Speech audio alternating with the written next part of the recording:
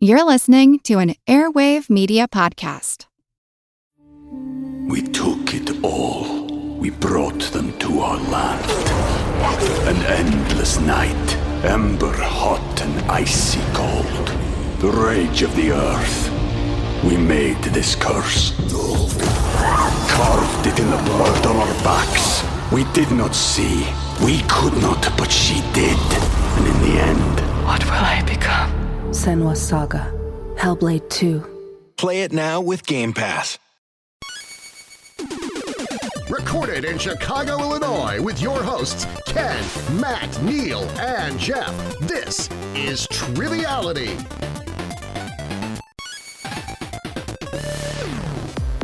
Hello and welcome to Triviality, the game where lack of seriousness meets a little bit of knowledge. My name is Matt, and I will not be hosting, but I'm here in studio. Kicking it off for us. Yes, live with my friends Neal and Jeff. How are you fellas doing? I'm great. I just found out that I'm friends with Matt, so this is pretty exciting. Oh, it is an exciting day. I'm doing all right. During our lunch break in between recordings, I bit my lip very hard, and it's not doing too good, and I think it's going to swell up by the end of this recording, so I'm hoping I can still speak. Yeah, it is unfortunate. We had to send Ken out to go get some lip balm. We don't know how long it's going to take him, so I don't know if he's going to be joining us today. No, I asked for Burt's Bees, but he said they didn't do it right, so he's going to find his own bees. He's on a bee quest. Yeah. Which is, I guess, a side to the A story, which is what we're doing here today, right? Yeah, we're not caring about the B story. We're caring about the A story today. Mm-hmm. And who is going to be joining us in this A story today, Neal? Well, during our hero's journey of today's podcast, we have two very special guests. First, we have a competitor who's going to be partnering with you today, Matt. Ooh, fun. And that is Mary Pokorney-Donelan. How are you, Mary? I'm doing great. How are you guys doing? Thanks for having me. Of course. Thank you for joining us. And why don't you tell us a little bit about yourself and what you've been up to? I'm a television producer. I've been that for almost 30 years. If I'm not doing that, I'm helping raise my kids. During COVID, I learned to get out on the golf course again, so I've been doing that. I played a couple rounds with the nice weather and just enjoying time outside. That sounds like a nice way to spend your time. And I'm sure being a producer, you're no stranger to busy and stressful days. So we're just happy that you're able to take a little time and joke around with us today. Awesome. I'm very happy. I'm excited. Wonderful. And we need a host in order to play the game. And ironically, also coming from Wisconsin today, coming to us from Milwaukee, Wisconsin, is also an Oakland 5 supporter on Patreon, and we appreciate his support, and that is Karl Krueger. How are you, Karl? I'm doing great. How are you guys? Doing awesome, except for I think that looks like a Packers picture behind you. Is that correct? Yes, it is. All right. Well, we're going to forgive that for today. But I'm not going to make that joke because it was already in the headlines many months ago. But tell us a little bit about yourself, Karl. Yeah, I'm a product manager for a company that makes logistics software. I got married to my wife, Vanya, in March. And obviously I live in Milwaukee, Wisconsin with her. We're just trying to enjoy the last little bit of good weather before it gets too cold out. Awesome. Well, congratulations. Yeah, thank you. And is your wife getting a lot of extra acclaim now because of the popularity of Anya Taylor-Joy? No. No. Well, maybe she will now. One day. Does she play chess? That's the question. I don't think she does. Okay, I don't know how to I've play only chess been married either. since March, so I'm still learning things. Hey, you have a lifetime to find out if she can play chess. Yeah, that's the idea. But I think I've told the story on the podcast before. I babysat a kid who was 12, and he said, chess is very easy. Let me teach you. And let's just say after 3 hours, it did not work. And I don't know how to play. That's okay. So, Matt, you're going to be partnering with Mary today. And I actually had an idea for your team name, but I feel like you should be able to pick it together. Well, let me hear your idea first because I'm intrigued now. Okay, well, I love musicals, and Mary said that she is on the golf course off and on again, and if she has a particularly bad day, she might sing the theme song to Bye Bye Birdie. So that's... Oh, I like that. Yeah. I'll go with that. I like that one. All right, so you'll be Bye Bye Birdie. And Jeff, we're partnering today, which I feel like it's always a match made in heaven together. What would you like to be today? I don't know. Do you want to go golf theme or you want to go off the heaven theme? Oh, we can go heaven. Should we go musical, heaven, or golf theme? Let's go musical heaven. Let's spin the wheel of Neal's knowledge. All right. Well, let's say we want points, and the only way to get points is for them to be fed to us. How about we be Feed Me Seymour? Okay. From Little Shop of Horrors. Nice. Is that cool? Or no, Feed Me Dutch Boy. We'll be Feed Me Dutch Boy. So we have feed Everything's me. better with a little That Dutch doesn't make boy. any sense, but that's okay. That's okay. We'll be. I just imagine now I need like a T-shirt of us being spoon-fed by Dutch boy. No one will purchase that T-shirt. I would. Prove us wrong, Does it have people. applesauce on Yeah. like one of those little rocket ship spoons or? Check us out on TeePublic. There you go. Nice plug there. And a sponsor today by TeePublic and also Dutch Boy Applesauce, I guess. Why not? Yeah, why not? All right. Well, in order to play the game, we have to know the rules. So, Karl, you are the host today. Any preference on the rules read? Yeah, so when I started listening to the show is when you guys always had the live rules reading in the studio. So I was hoping I can get one of those guys that's hanging out that can do it live. Sure, we can do it live. Can we?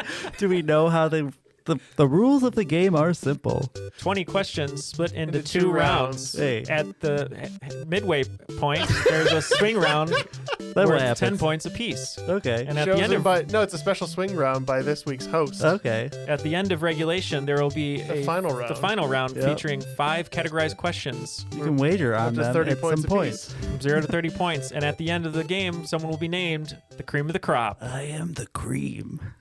Look at that. Nailed it. One take. I like how we don't know our own rules We don't. reading.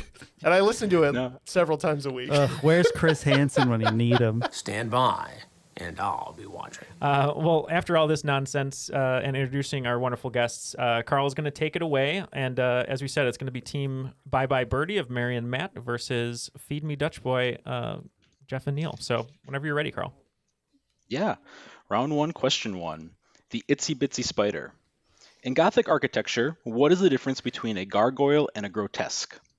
So you wrote down some terms that I don't understand, which makes me think you know what you're talking about. I'm just thinking Never of a given. gargoyles from Ghostbusters, or as Matt said, Disney's gargoyles. Disney's gargoyles. So I'm going to let Jeff lock in. Oh boy. Mary, what is your relationship with gargoyles?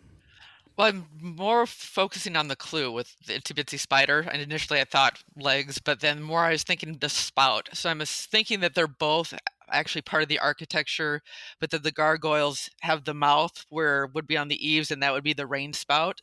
Okay. So that's what I'm guessing. That's what the difference is, where grotesque does not have that feature, is not placed in that location. So that's what I'm guessing. So to sum up, one has a mouth and one doesn't, more or less? Yeah. Okay. Yeah, one acts as a rain spout for the building. Gotcha. So we will say that is the difference. Yep. I just said that gargoyles are the ones that direct water away from a building. Technically, I think gargoyles are grotesques, but Yeah, points going to both teams there. A grotesque is used primarily for decoration, but gargoyles have the added purpose of diverting water away from the building. Wow, I had no idea. Also had no idea, but you know what? Points for everyone. Well, that's why you have Mary, I have Jeff, and we can just sit back and Sit look pretty. back. Yeah. That's what we're here for. Yeah.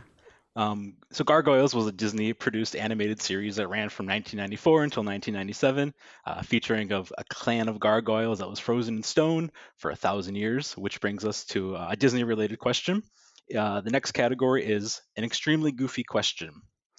Appearing in jobs such as pirate, used car salesman, and usually as a villain, what character is Disney's oldest continuously used character? Well, that's not bad. That's pretty good. Could it be the antagonist to that character? I would think so. I didn't know that character had an antagonist. Yeah, he's very big and muscular and puffs his chest out. I don't know if he's been around that long, but Oh, maybe. all right, we're gonna lock in over here. All right, so they're locked in over there.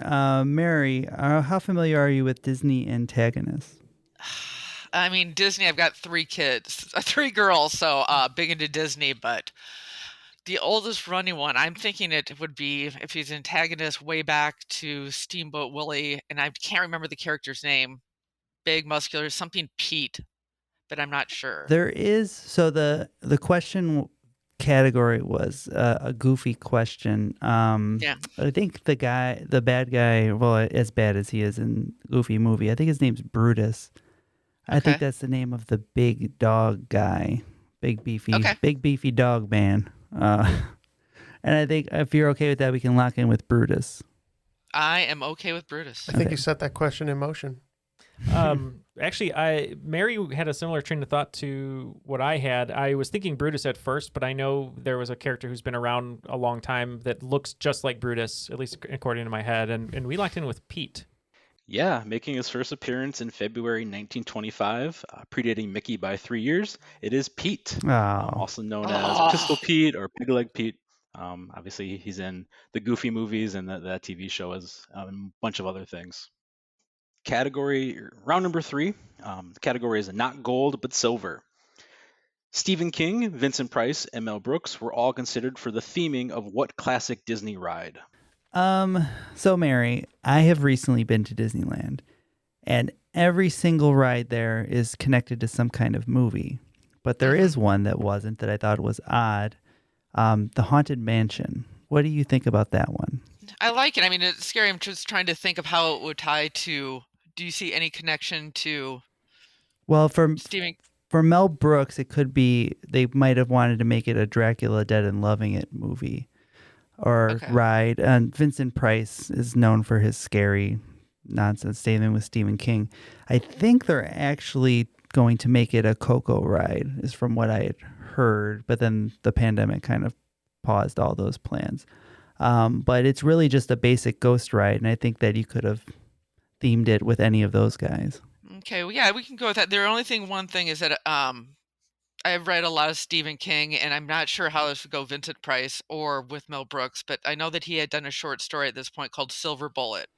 Oh. And but again, if I haven't been to Disney World or Land, either one of them, I'm willing to go with your answer. Yeah. And since you've been there, and sure, let's go for it. Yeah, the only Silver Bullet ride I can think of is in the Rockies, and that's Coors. Yes. We're going to lock in with Haunted I thought that's Mansion. what you called it when you just crushed a whole case of it at a backyard barbecue. Yeah, that too. Going on a Silver Bullet ride. So we locked in with Haunted Mansion. Okay, I love Mary's reference to Silver Bullet. It's one of my favorite 80s horror movies with Corey Haim, werewolf movie. We wrote down Haunted Mansion, and Jeff wrote down Tower of Terror, which I thought was a really interesting guess there too. And I was just trying to think of how Mel Brooks, is connected. I figured Vincent Price, House on Haunted Hill, and Stephen King horror. And then Mel Brooks, I was like, maybe Young Frankenstein. They go to a mansion that has the knockers on it that Terry Garr knocks, and they make the joke about. So, but we ended up going Haunted Mansion as well. Yeah, Matt, if you went to Disneyland recently, may have put you down the wrong path a little bit. So the category was not gold but silver, because I was trying to hint at Rod Sterling, who actually introduces the ride. Rod Sterling is obviously from the Twilight Zone. The answer is the Twilight Zone Tower of Terror. Oh, Jeff. Yeah, and obviously in Disneyland, I believe it's been rethemed to Guardians of the Galaxy. It is, yeah. Not Twilight Zone anymore. But yeah, with Mel Brooks, it actually wasn't, kind of scary themed at all. It was supposed to be, kind of more like a movie production. You're going through a set, and at the end he would yell "cut," and that's when the drop would happen. Oh. Tower of Terror, future film by Taika Waititi. So, moving on. By now, you may have realized that all the questions and answers, I've tried to put them in kind of a stream of consciousness-like game where they lead from one into the other. Maybe more accurately, you'd be like a Wikipedia rabbit hole. So some of the questions and answers may give hints to the question that follows it, while others just have a thematic bond. Moving on to question number 4. The category is the Oakland Fifth Dimension. From 1959 to 1964, The Twilight Zone ran for 156 episodes, with an anthology film being released in 1983. The film has 4 segments, each directed by a different director. For 5 points each, name the 4 directors that each directed a segment of the Twilight Zone movie. We can lock in. Yeah, I figured as much. Oh, jeez. Oh, God. Do you think James Cameron might have been one? At this point, I mean, it could be you're looking at who's big in the 80s. Spielberg, Cameron, Ridley Scott. Lucas. I don't think Lucas did one, though. No, he's probably too busy with other things. Yeah. Trying to squeeze all the money he could out of designing Jar Jar. Yeah. It took him 10 years. Scott, Cameron. Who's another one that would be? Wes Craven. Sure. I think he was making movies around then. So we got Craven, Spielberg, Scott, and what was the other one? Cameron? Yeah, those are the 4. Yeah. We're locked in. All right. Well, we locked in with John Landis. George Miller of Mad Max fame. He did the famous one with John Lithgow on the plane. That was a remake of the Shatner one. Joe Dante and Steven Spielberg. We got one. Yay. Yeah, Jeff and Neal got all the points there. I believe you. Jeff got 0. Come on. You just say Neal. It's all right. Yeah. Yeah. John Landis, Steven Spielberg, Joe Dante, and George Miller, also of Happy Feet fame. He directed those as well, including to the Mad Max. Yes. So George Miller is Australian, and obviously there's a large Triviality following of Australian rules football. However, I don't know anything about that, so you're going to get an American football question here. Question number 5 in Not Silver But Gold. Only a handful of NFL teams have beaten another franchise in 100 or more separate games. What NFL team was the first to record 100 victories over 2 different NFL teams? I mean, we can. I went against your gut on Tower of Terror, and you were right. So doesn't mean anything, but let's just see how what your guts, what kind of acid it's playing. See if you got a probiotic in there. Yeah, I do. All right, Jeff wrote an answer down, and I'm gonna trust his gut on this one. Oh boy. Okay. Mary, what do you think? I have no idea. That's why you're on my team, sir. That's why I'm here. So yeah, I think the gold clue will lead me to the Steelers. I actually wrote the Steelers down. Yeah, they're black and gold. My other guess might have been the Packers. 2 reasons: they have yellow / kind of gold helmets, and also Karl's from Wisconsin. And they've beaten the Bears a lot, and they're in the same division as the Lions, who are very bad at football. And have also been around a long time. But I think I'm okay locking in with the Steelers, probably beating the Browns 100 times and probably beating, we'll say the Jets. I don't know, some other team. But I think we can lock in with the Steelers. Yeah, you went AFC. My gut originally said NFC, thinking gold. 49ers were mining gold. They were pretty successful for a long time, so maybe they beat 100 different teams. So we said the 49ers. Yeah, beating the Lions for the 100th time in 2016 and the Chicago Bears in 2020. It is the green and gold, the Green Bay Packers. How can I have all the parts of the answer and still get it wrong? I wrote it down. I said game theory because he's from Wisconsin, but I mean gold. I had to trust Jeff's gut. He was right on Tower of Terror. So no, it doesn't mean anything. Clearly, I just think I just lost my Wisconsin card, so I'm going to be moving here soon. So, well, it looks like after 5 questions of the first round, team Bye Bye Birdie is picking up 25 points, and team Feed Me Dutch Boy is going to be at 40 points. So it's 40-25. That's not bad because I felt like we didn't get anything right.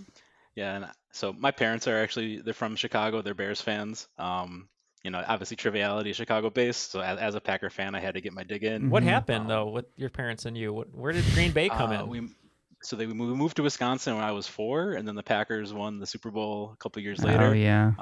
And when you're that age, learning what football is, and the team an hour from you is winning the championship. Yeah. Obviously, you flip sides. Winning. Much to their chagrin. What are you talking about? Winning? We don't know anything about that here. Yeah. So the Packers have a record 13 NFL championships. Unfortunately, they don't have a monopoly on all the championships. Hey, speaking of Monopoly, question number 6. I want a segue like that for my game piece.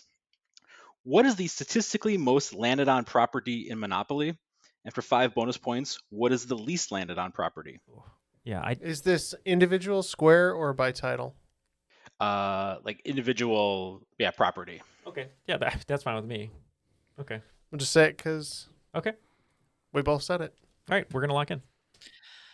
There's just so many properties, and I'm just trying to think. I actually went as the least landed on, and I went with that way first, thinking maybe free parking. But the other most landed on, maybe a railroad or the electric company or waterworks. I was thinking it's potentially one of the early properties because if you get sent back to go, you have a chance to land on those over and over. So maybe like Baltic. Is that Baltic, Mediterranean? Then the light blue ones are there too. Yeah. Is that Connecticut? Anything you can get in your first roll from. So I would say probably Baltic Avenue. I like that one. Okay. How about Electric Avenue? And then for least likely, probably Boardwalk. Would you think that? Park Place? We can do with one of those. Yeah, sure. Let's go with Park Place for no reason. Jeff, you wrote down some clues there, and we both wrote down the same one. I don't know if it's the least or most, but... Yeah, we wrote down jail. There's several different ways to go to jail by rolling doubles 3 times. And Jeff's been to jail many times, so we know there's more than one. Jaywalking. Not paying your taxes or Screaming whatever. at children and... Yeah. Knocking ice cream cones on the ground. That escalated quickly, though. But yeah, we said jail.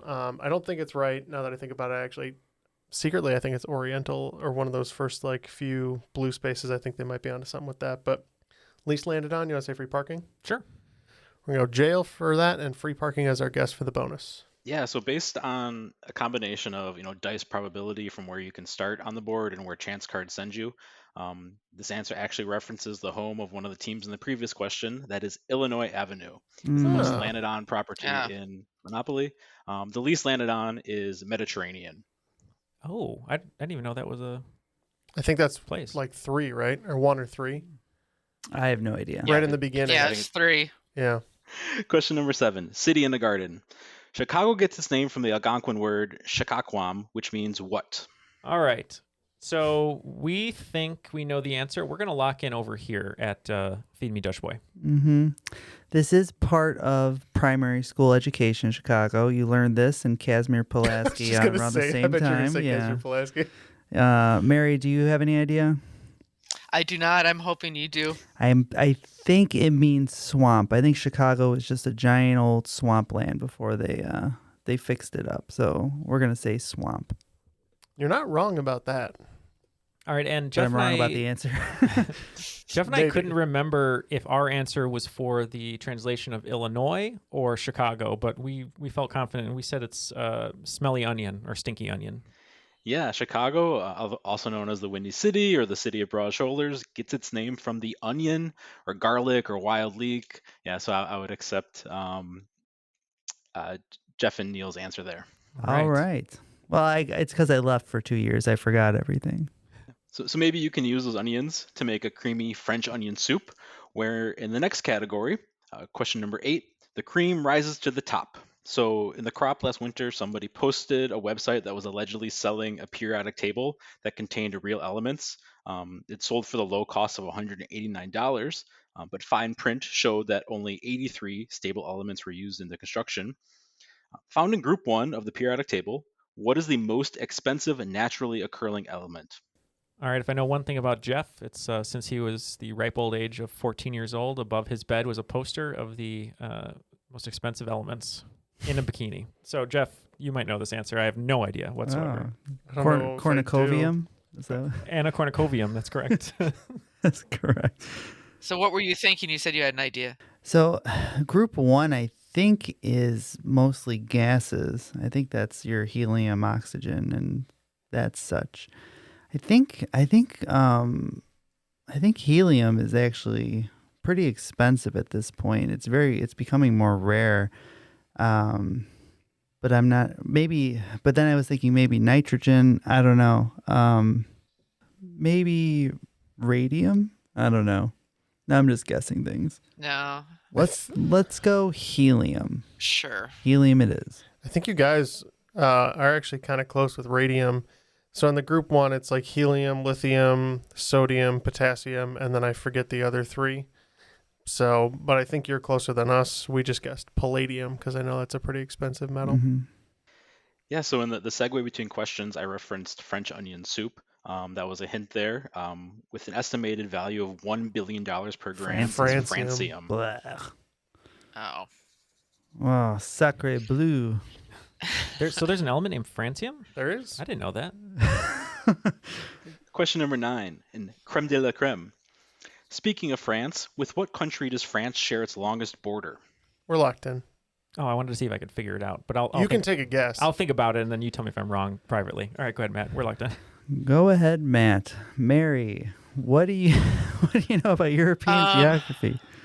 I'm thinking Spain's to the south, Mm-hmm. and then you've got north of it is Belgium. Belgium's tiny. Yes. And then there's Luxembourg, and then Germany, I would be between Italy. Spain and So Germany. yeah, I think it's going to be between one of those two.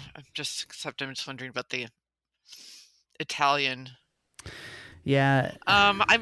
Just Spain just seems too easy. So maybe Germany.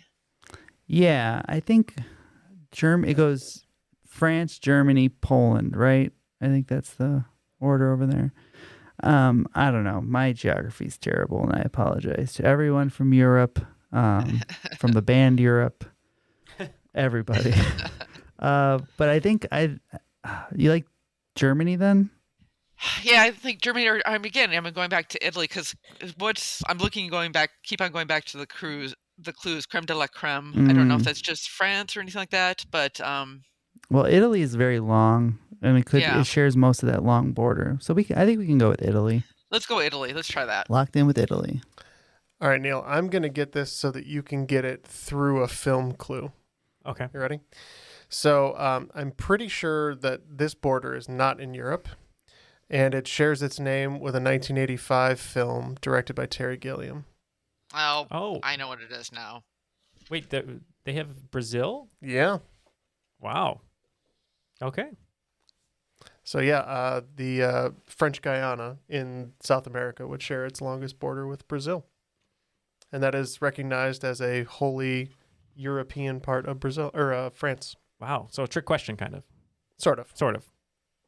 Yeah, sort of. Yeah, Jeff was 100% on. The longest border is with Brazil. Yeah, French Guiana it's legally a fully fledged part of France. It's not a territory or anything like that.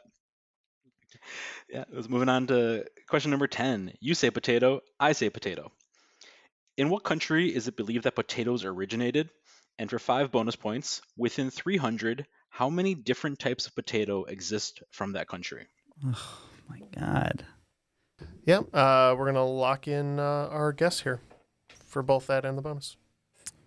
All right, so we don't think it's Ireland, right? No. They could not import enough potatoes. That was their problem. Where do you think they're from? Well, U.S. is a good choice. Mm-hmm. I mean, so I'm thinking, last one was in Brazil. Oh, yeah. I'm also thinking South American countries, that's a lot. They have a big production of sweet potatoes down in Argentina, Chile. Yeah. So I'm thinking in that region of the world. Argentina has large crops, and they're a big country. So I am good with locking in with Argentina, but within 300, how many potatoes do you think are from there? I'm thinking probably 700, somewhere around there. It's that low? Don't you think it'd be higher if he's given us a range of within 300? Yeah, maybe it's 1,800. Do you want to split go 1,200? I want to go 1,200. All right, let's go. 1,200, Argentina. Lock it in, boys. We are guessing potatoes from Mexico. We don't know. And then we guess 750 for the types. Yeah, so we're staying in South America. It's actually Peru. Oh. And they have approximately 4,000 different varieties of potato. I don't believe you. Name them all. Sorry. My wife is actually from Peru, so that's where I learned that. And honestly, she doesn't really like trivia, but she lets me listen to the podcast on road trips, which is nice. As long as I listen to her creepy murder podcasts after. Hey, so that we works out okay. I'll be on the lookout for our creepy murder podcast coming out next month. Yeah, as long as Jeff doesn't get caught. Thank you, Anya, it's called for Only Murders on the Podcast. Yeah, Only Murders on the Podcast. When I'm the only one left, it's going to be pretty obvious who done it. It looks like after the first round, Team Bye Bye Birdie is at 25. Unfortunately, they didn't get one right in the second half there, and we only picked up 20 points in the second half, bringing our total to 60. So still a very gettable game for both teams. Before we go to the swing round, Karl, and find out what the category is, we wanted to take a moment. Both Karl and Mary are Patreon supporters, which we truly appreciate. They help us continue to grow our show and make it that much more worth it for us. But Jeff, we were talking before we started recording today about how excited we are just to tell people a little bit more in detail of what Patreon can do for us. Yeah, I mean, pretty much everything that we have going for us is because of Patreon. I mean, our whole studio setup, our really nice soundboard, mics, headphones, our awesome editing computer, our sound dampening equipment that we have in here. All of that was financed by patrons. Before we were just kind of recording on whatever we had in a kitchen, and that's true. Everything sounded terrible, and it took hours and hours to edit and render because we had crappy old computers. We had one microphone that we passed back and forth. We shared back and forth. Yeah. We did. We had that. And another great thing that people like Mary and Karl are helping us with is for 4 years, we would record 8 to 9 hours in a day, and we wouldn't get any food. Now the Patreon money is allowing us just to get ourselves some lunch so that we don't stab each other or starve for the entire day. So for just $1 a month, you can feed a podcaster.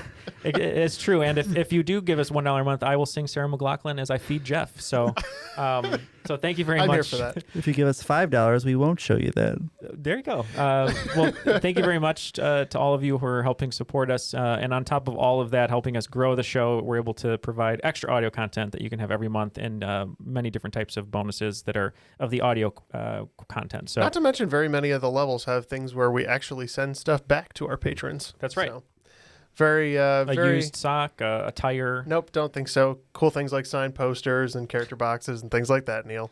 I don't know what you're shipping off in yours. Maybe don't get a Neal box for a little while here. But we really appreciate everything that the patrons have been able to help us accomplish with the show. We're really proud of how things have been coming along here. And let's just say more and better things to come this year in 22. So yes, very much so. So thank you very much. If you'd like to join them, you can go to patreon.com/Triviality Podcast. Karl, what is the swing around category today? Yeah, the swing around category is Olympics. So the 2020 Summer Olympics were held this past summer in a city that was hosting for the second time. For the swing round, I'll be listing the years and seasons for cities that have hosted multiple times. And then for 5 points each, I'm going to ask you to name the city. Okay.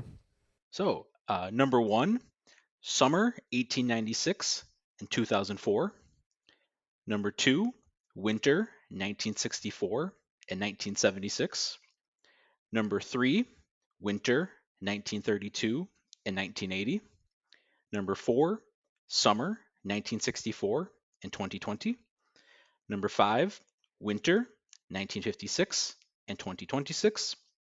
Number 6, summer 1908, 1948 and 2012. Number 7, winter 1928 and 1948. Number 8, summer 1900, 1924 and 2024. Number 9, summer 1932, 1984 and 2028. And finally, number 10, summer 2008 and winter 2022. All right, we will be back with our answers. We took it all. We brought them to our land. An endless night, ember hot and icy cold. The rage of the earth. We made this curse.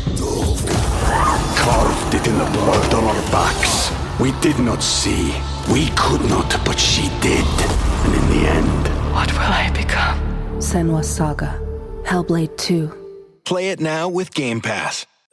All right, all the answers are now locked in, so we're going to see who's going to get the gold, silver, or bronze after we lock in our answers here. So let's hear the questions one more time, Karl, and we will go through. Yeah. Question 1, summer 1896 and 2004. First modern Olympics host, and then they wanted the bid in 2000 but didn't get it and went to 2004. We said Athens, Greece. And we agree, Athens. It is Athens, Greece. Number 2, winter 1964 and 1976. Yep, we said Montreal. We also said Montreal. It's actually Innsbruck, Austria. Oh, wow. Oh. Number 3, winter 1932 and 1980. Pretty sure this is the miracle game. We said Lake Placid. And we also said Lake Placid. Yeah, it's Lake Placid, New York, USA. Number 4, 1964, 2020. Yep, predicted, of course, by one of my favorite anime. This was Tokyo. Yeah, the games that actually took place in 2021, Tokyo. Yeah, Tokyo, Japan. Number 5, winter 1956 and 2026. I think this is one we didn't have an answer, so you're just going to have to shoot from the hip on this one. Yeah, I can't remember the name of the city. I know it went to Italy. I'm pretty sure for the bid, so we're just going to guess Milan. That is we guessed as well. We guessed it was Italy in that region, and so Matt threw out Milan. That's what we went with, the Milan. Yeah, so you're pretty close, but not. So it's actually Cortina de Ampezzo, which is in Italy. Yeah, they hosted obviously for the first time in 1956. They're hosting in conjunction with Milan in 2026. That's right. It's the first time that Olympics will be held in two different cities. But yeah, the answer is Cortina di Ampezzo. Yeah, because it's Milan's first time hosting. Never would have gotten that either. Yeah. Number 6, summer 1908, 1948, and 2012. City so nice they did it thrice. We said London. Yeah, I can't forget this logo. Sorry, I jumped on you, Matt. Yeah, it is London. We have London. Yeah, that is correct. It is London.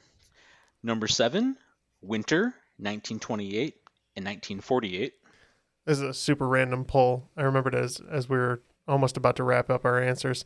Neal and I were talking about, who would host following World War II. And then I remembered St. Moritz has hosted in Switzerland. So that's what we said. We were uncertain about this one, and so we just guessed Oslo. Yeah, it's St. Moritz or St. Moritz, Switzerland. Number 8, summer 1900, 1924, and 2024. This one we thought was Paris, so we said Paris. I love the 100 years apart. We also said Paris. Yeah, that's Paris, France.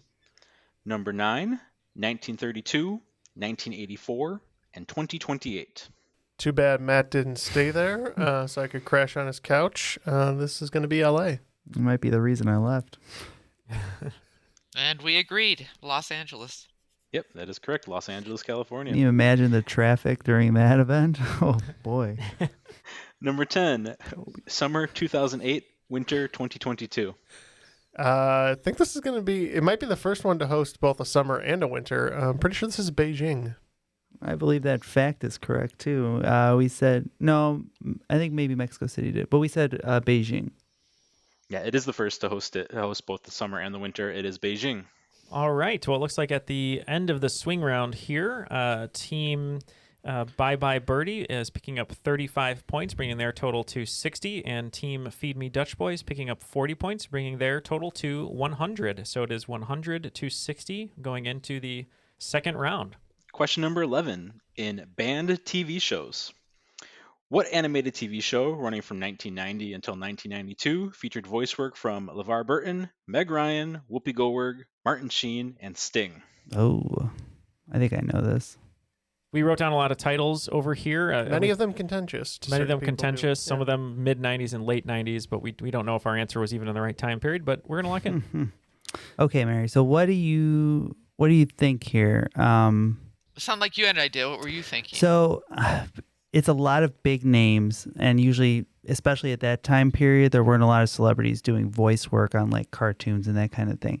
But this show, if it is what I think it is, would be a show that was run by Ted Turner, who is a very wealthy man, and this was seen as something almost like a charity work. So Captain Planet had a lot of very big name celebrities that would guest on that show. I think at one point they were going to have Tom Cruise as Captain Planet. I don't think he ended up being that, but there was a lot of big names on that. So what do you think about Captain Planet? I think that sounds like an answer. That sounds good. Let's go with that. It does sound like an answer. It sounds like an answer. That's the one we're going with. If Captain that's Planet. correct and it got banned, I'm assuming that's what caused global warming. Yeah. That's a great guess because Whoopi Goldberg and LeVar Burton were definitely on Captain Planet, I believe, at different points at the same time. We wrote down so many names, but they were the wrong time period. We wrote Celebrity Deathmatch. You wrote Real Monsters, Beavis and Butthead. South Park. And then we just ended up going with Ren and Stimpy. Yeah, so this is actually a show that I think Matt actually banned from questions about this show being asked on Triviality, but that group of voice actors was too eclectic to pass up. It is Captain Planet and the Planeteers. Mm-hmm. Wow. And I actually did have a bonus question about Tom Cruise, asking to name Tom Cruise, but I actually got rid of that. Give us the bonus anyway. We need it. Come on. Question number 12. The official motto of Texas is friendship. What led to the creation of the phrase "Don't mess with Texas"? Yeah, you know what? Let's just go with your answer because you wrote it down right away. So I'm just gonna once again I'm gonna follow those gut microbiomes. So see what happens. Sometimes you end up with poop. That's true. Mary, have you ever been caught messing with Texas? I have not. Okay, that's good. You follow it truthfully. I think this is really old. What do you think? Yeah, I think it is too. I'm just trying to think, is it related to a war when they were the Republic of Texas? Is it? Yeah, or maybe it goes back to the Civil War where they were trying to get them involved and they said, don't mess with Texas. Leave us out of it. Or it could be the Alamo. The Alamo would be a big thing. I wrote the Alamo down too. So, well, if you wrote the Alamo and I said the Alamo, we both remembered it. It's important. That is the most important thing, is that we did remember it. Maybe they came up with those slogans simultaneously. I'm willing to go if you wanted to go back to the Civil War and like they not wanting to be involved in it. Yeah, I kind of like that as an idea. It's made up, but it could be true. Those are my favorite kind of answers. So, okay, we'll go with Civil War. We kind of ruled that possibility out, I think, based on the question we had about Six Flags, because the Confederate flag did fly over Texas. But I think this might have to do with the Alamo, so that's what we locked in with. Yeah, so this is actually kind of relates to the previous question. It's something that Captain Planet would be fond of. It's actually from a 1985 anti-littering campaign. Oh. So not the Alamo. Not the Alamo. I knew it was an advertising executive because that's a pretty good slogan. Question number 13. The category is bands 14-year-old Karl really liked but is honestly afraid to listen to in 2021. What band from Wichita Falls, Texas is known for its songs Punk Rock 101, 1985, and Girl All the Bad Guys Want? It's a good thing Ken's not here. His head might explode. Yeah. Do you know this one, Mary? I do not. I hope you do. I do. You're gonna lock it in for you guys over there? 1985, actually, they weren't the first ones to record that song. Nope. It was the guys who did Hanging by a Moment. I forget their name. Lifehouse, I believe, did the original version of 1985. I can tell you that there's more questions on Triviality podcast about this band than there are about Bruce Springsteen, Madonna, and Nirvana combined. Yeah, well... Never mind that, but let's hear what Matt's answer is. It's Bowling for Soup. And we too are going to say Bowling for Soup. The answer is Bowling for Soup. I thought, wasn't 1985 an SR-71 song? That's right, yeah. He just asked me who did Hanging by a Moment. Was that Hanging by Yeah, no, you're right. Okay. Proto Nickelback. Yeah, every Lifehouse song was just sort of like half breathing, half effort. Yeah, okay. Question 14. Let my people bowl. In what ancient civilization is it believed that bowling originated? Oh, jeez. Flintstones, right? The bedrock of sports. And Neal and I, kind of on the same wavelength here, we'll lock it in. I'm an avid bowler, but I have not learned the entire history of bowling. You're an avid bowler? No. Oh, I was going to say, I don't think I've ever seen you bowl.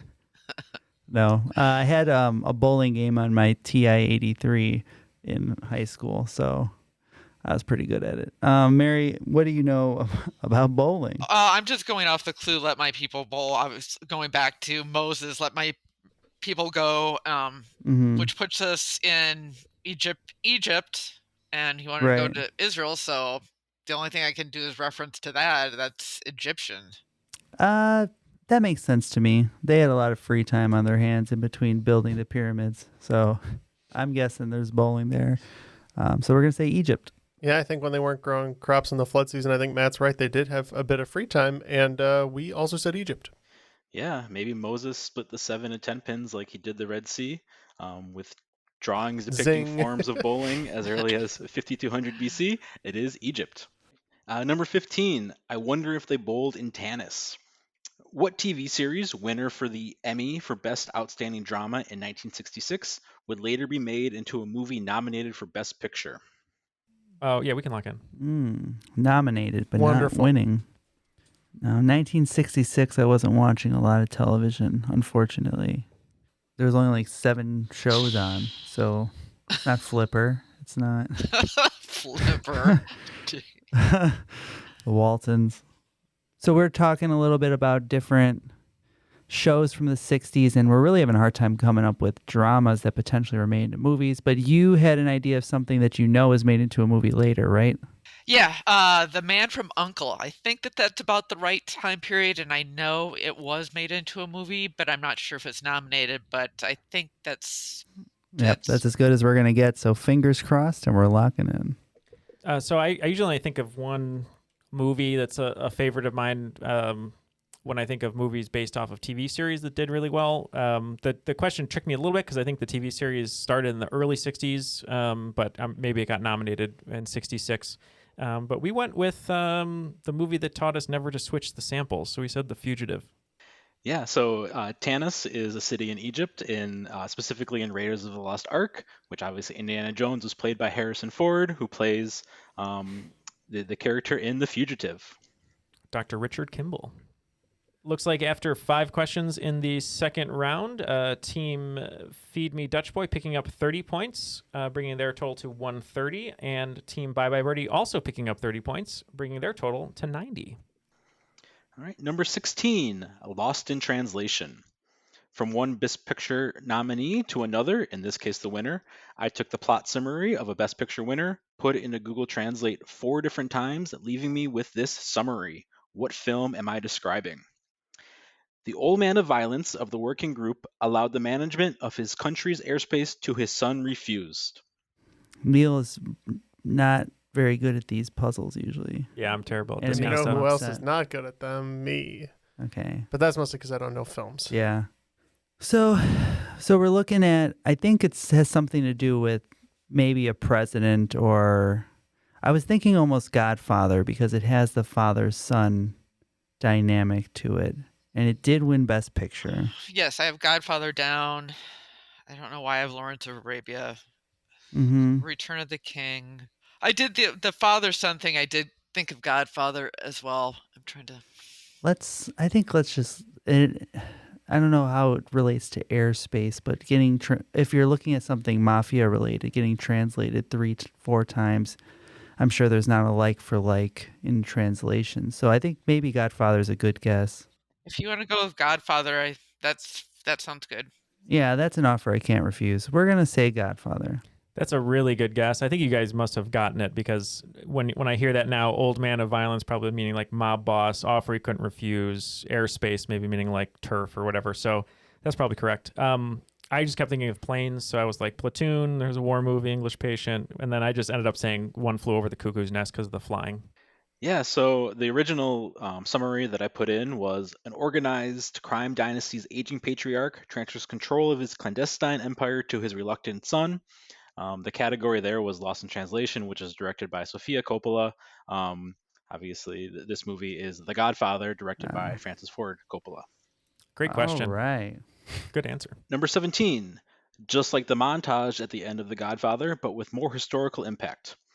So I'm always interested when I realize that certain, people and events were around during the same time in history. So I've picked 4 events of historical significance that all occurred within an 82-year period. I'm going to name all 4 and ask you to order them in the order that they occurred. So the first one is the construction of Machu Picchu. The second one is Martin Luther nailing the 95 Theses to the door of All Saints Church in Germany. The third is Ferdinand Magellan completing the first circumnavigation of the world. And the fourth is Johannes Gutenberg inventing the printing press. All right. I just turned to Jeff and said, see if you can figure this one out. And he did, and we're going to lock in. Okay. So, Mary, I think these all are, 1500s? Yeah. Somewhere around there? Yes. I do feel like the Martin Luther one is smack dab in the middle at 2 or 3. Okay. I think... What do you think? What was number 3 listed? What did he? What was the third thing he said? Carl, would you? The Magellan. Oh, Magellan. Okay, Ferdinand. Okay. I think Machu Picchu is the oldest. All right, so if we go, do we do it in order? I think maybe we swap Magellan and then Luther. We All do right. like 1, 3, 2, 4. All right, that sounds good. We are locked in. All right. So printing press definitely precedes Luther. So we started with the printing press. Whoops.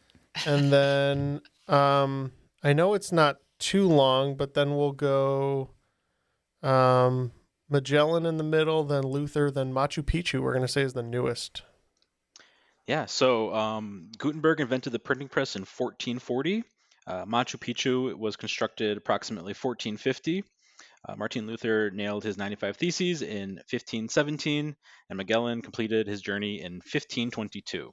So no points there. Number 18, earning that beer. I'm sure everyone that worked on those achievements could have appreciated a good beer at the end of the day. However, Gutenberg and Luther may have been the ones that actually could have gotten one. Believed to be operating continuously since 1040 AD, what is considered to be the oldest continuously operated brewery in the world? I always mix this one up because there's a fact that I've never forgotten about which beer was around during the plague, which is not old enough for this question, but then someone said, well, this one's been around forever, and I mix them up all the time. I think that we are not going to get this one. Just throwing it out there. Lock in with Beck's because we got nothing else, and we're sure it's German. All right, that sounds good. Beck's it is.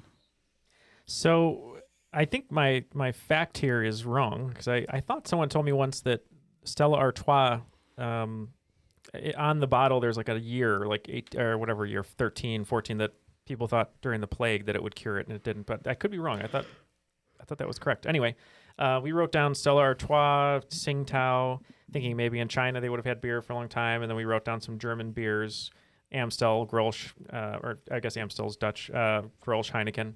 Anyway, we didn't know, so we just ended up just saying, well, Stella Artois is the oldest one we could think of, so that's what we went with.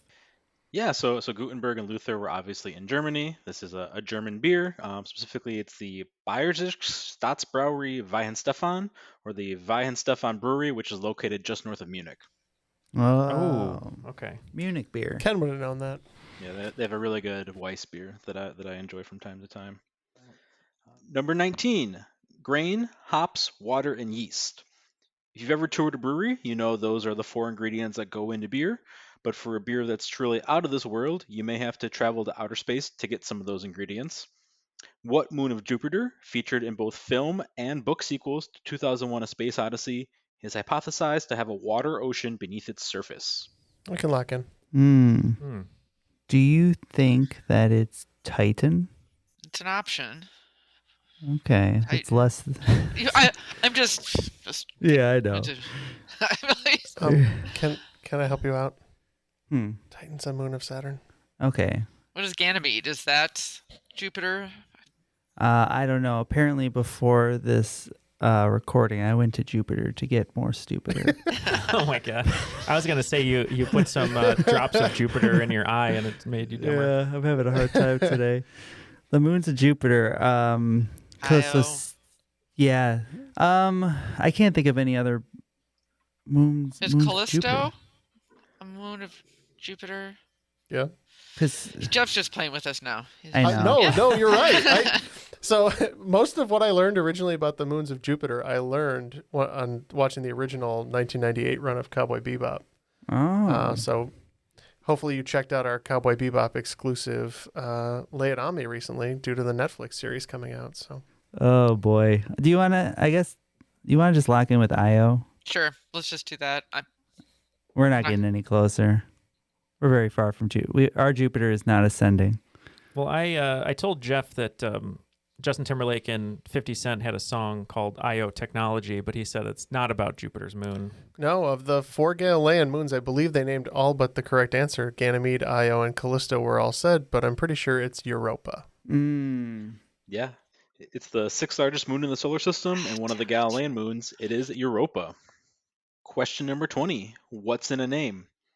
Alternatively called Jupiter 2, Europa is not the only European or European answer in today's game to have multiple names.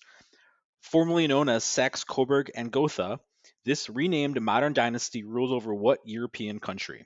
It sounds like a law firm. It does. Here at Sachs, Coburn, and Gotha, we represent you in all your injury cases. Over 100 million to our clients so far. Ruling over a country. So I thought we had to come up with the other name. So this is easier. At least we can just name a European country. Country, yeah. I was thinking. I was in the same position. I'm like, oh, country? Well, like, cool. Let's just guess. Yeah. How many could there possibly be? Like 30-ish? Who would even 40? know? So it, Gotha, Sachs. What is it? That sounds kind of Germanic and so. What about Hungary? I feel like they've been ruled by a lot of different people and things. Let's go. Yeah, I think in that region, yeah. So let's go Hungary, sure. Yep, Hungary it is. So Jeff, once again, I give him some clues trying to help, and he said, I don't believe this is the same Saks who have a store on Fifth Avenue, so I let Jeff take it away for the answer. It is German, but I think that they had much more of a impact due to marriage on the British crown, because I think Queen Victoria was pretty much the monarch when it came to this dynasty. So we said Great Britain, UK, whatever, however, titles. Yeah, so the house was renamed in 1917 because of anti-German sentiment, because they were at war with the Germans. It's House Windsor. The United Kingdom, England, and anything in that vein would have been accepted. Well, after regulation, the game isn't actually out of reach for either team. It's still a fairly close game here. We have Bye Bye Birdie with 100 points and Team Feed Me Dutch Boy with 150 points. Carl, let's hear those categories so we can wager on them. Yeah, so the categories are soul, mind, space, reality, and time. Okay, looks like all the wagers are now locked in. And just for the listeners at home, everyone is betting 15s all the way down. So it'll keep it pretty simple today. So 15s all the way down. So let's hear the questions. Hoping these are all Captain Planet related, Matt. Looks like that's the correct, right? Yes, they're all Captain Planet people. Yeah, so you may have noticed that these are 5 of the 6 Infinity Stones. I excluded the 6th, the Power Stone, because you know what happens when you get all 6 together, and I didn't want to eliminate any of your potential Patreons, with a snap of some sort. Mm-hmm. Good looking out, Carl. I do what I can. The first question is in soul. Following the artist's death in Madison, Wisconsin in 1967, what song was the first song posthumously released to reach #1 on the U.S. charts? In mind, in what city will you find the world's first underground passenger rail system? Space, what man-made object is the farthest from Earth? Reality, Survivor is one of the first and most successful reality TV shows. Within 2, how many seasons of the American Survivor have aired? And time, how many time zones does China have? Okay, we will go over these questions and be back with our answers. All right, all of our answers are locked in, but before we get to that, just have a brief word. Neal and I were talking just a moment ago. A lot of people have been asking how you can get on the show. How do you get on the show, guys? It's actually pretty straightforward. So we've got a sign-up form that's going to be going out actually probably about this time, release of the episode. And we're going to do that on our Crop Facebook group. We're going to do it on Discord and Patreon. Wow, that sounds really easy. Even I can do it? Even you could do it, Matt. Wow. You can sign up to be on the show. I'm sure people would love for you to sign up as host. Don't worry, everyone. More Triviality hosted episodes are coming, actually. So one of the things that we're going to be doing in 22 is making sure that we can get back to doing that a little bit. And really looking forward to it. But if you want to be on the show, you don't have to support us in any way. You can just sign up on the list to either host or be a guest. Yep, and just to dispel any inconsistencies or rumors or not, you don't have to be a Patreon supporter, so you can come on and not be one. But if you are a Patreon supporter, you do get priority booking, just to help when we look through all the files to go down the list and get people on the show. Just a little way to pay them back for what they do for us. Yes, so if you want to sign up, just go to that sheet. If you have any other questions, though, feel free to email us at trivialitypodcast@gmail.com, and we'll do our best to answer them as quickly as possible. Carl, we have our answers, so let's see if we're right.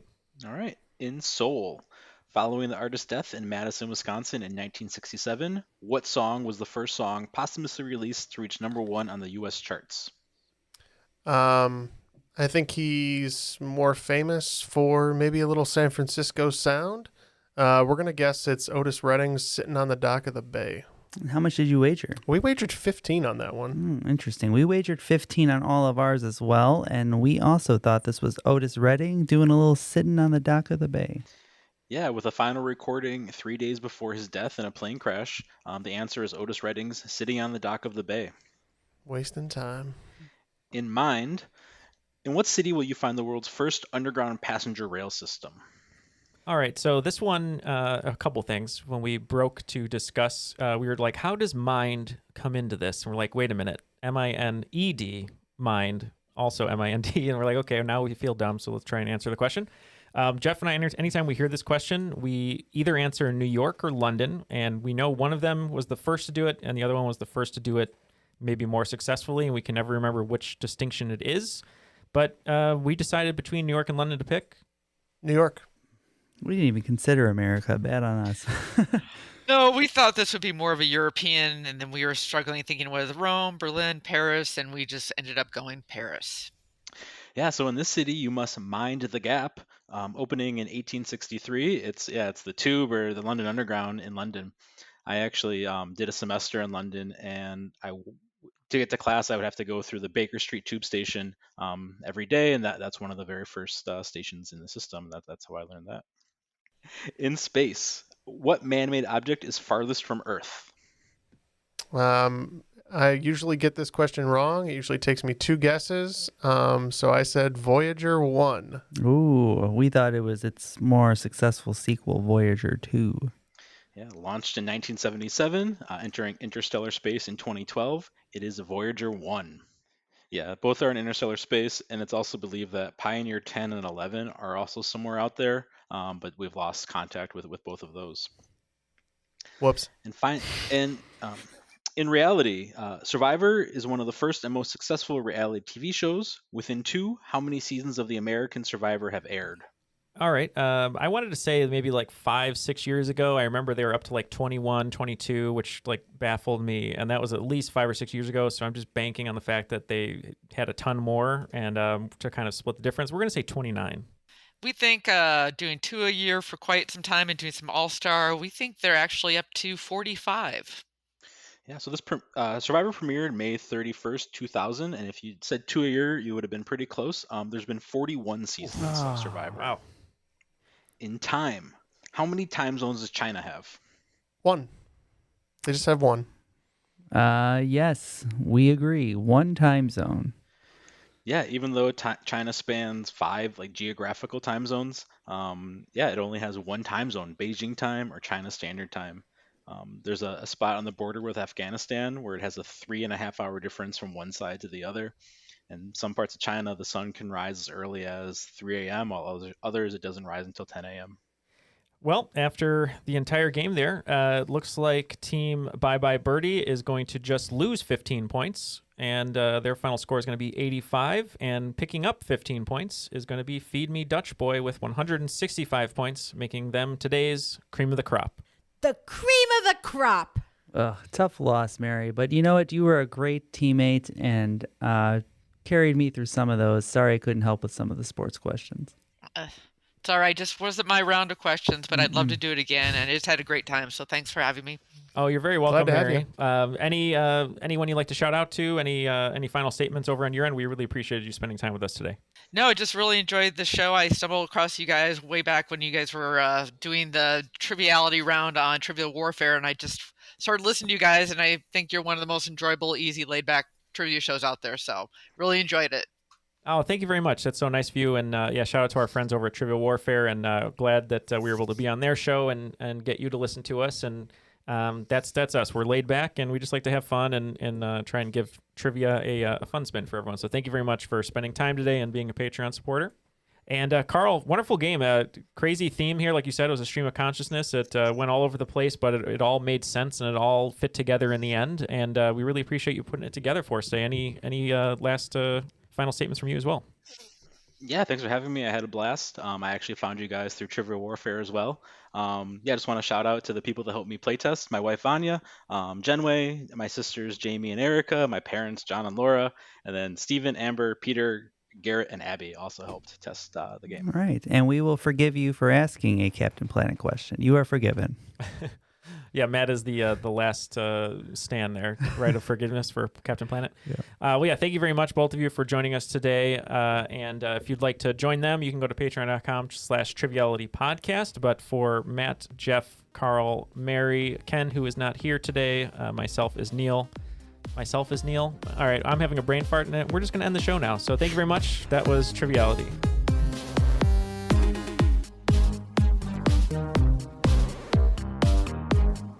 All right, so that's how the rules were supposed to be read. And those were done live as well, though, from Southern Illinois, where Darren records. Our Darren Marlar, who does our voiceover work. Darren's Dance Grooves. I like how you say he does our voiceover work, like we've ever had him do anything but the one rules reading. It was one transaction 5 years ago that he probably forgot about. Yeah. But thank you, Fiverr Darren. All-Star Darren. Yes.